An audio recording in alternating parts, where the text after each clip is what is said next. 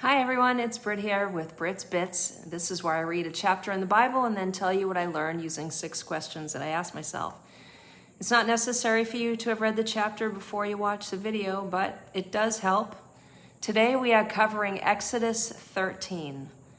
And to catch you up what's going on Exodus 13, the Israelites have left Egypt and now God is telling them about how to remember what happened with the Feast of the Unleavened Bread. And the giving of the firstborn of the livestock to the Lord, and the importance of redeeming the firstborn male in each family as a remembrance of being delivered out of Egypt. The first question that I ask myself is, where do I find peace in these verses? God doesn't just make a way, He makes the best way for all involved for His glory. Even in displaying His glory, He considers us. I suppose He doesn't have to do that, but He loves us, and so He does.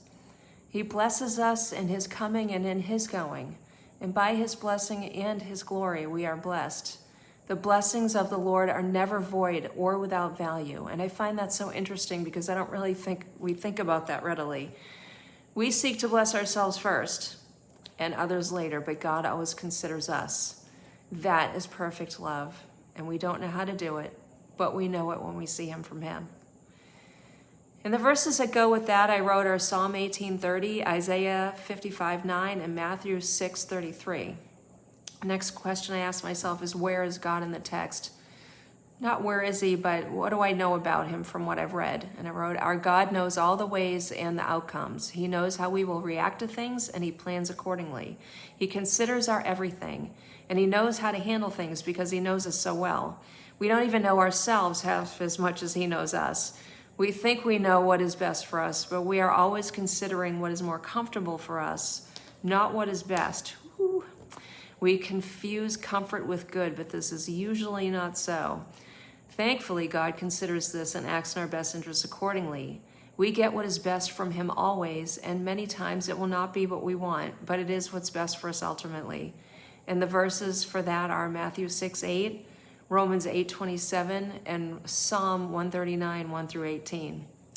The next question is, where is Jesus in these verses? Because He's in every chapter. The firstborn male of Israel's children were to be redeemed and set apart for the Lord according to His word. The firstborn of the womb of an animal was to be slain or sacrificed to the Lord as well. The firstborn of God, Jesus, was sacrificed for the good of all men. The first instance was for the good of the Israelites being brought out of Egypt, and the second, Jesus, for all mankind. Be sure to look up verses John 1:29, 1 Peter 1:18 through 21, and 1 Corinthians 5:7 for that one. What verse stands out the most is Exodus 13:21 and 22, and the Lord went before them by day in a pillar of cloud to lead the way, and by night in a pillar of fire to give them light, so that as they go by day and night, He did not take the pillar of cloud away or the pillar of fire by night from before the people. And what do I observe about the verses in light of the text?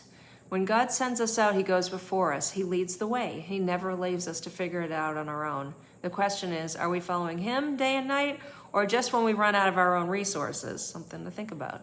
He is always the way. He always makes a way. And if we are paying attention, His presence is obvious. Lean in and don't move until you can see Him. And you can see Exodus 33:15, Isaiah 41:10, and Psalm 119, 105 for more information on that. And the last question I ask myself is, what is my prayer for today? Lord, lead me as You will. No matter who is in front of me, You go before me. Your presence is always with me. You are my shepherd and the light for my path. Help me to walk in Your path always, staying in the shadow of Your presence always. Lord, all Your ways are good, and mine are too flawed to mention. Amen. We wrap that prayer up with verses Psalm 18:30, Ephesians 5:15, and Psalm 86:11. Well, that's it for today. If you're following along in my Spotify playlist, the song for today's chapter is Your Ways by Matt Redman. You can go ahead and check that one out. Have a great day, and God bless and keep you until the next time.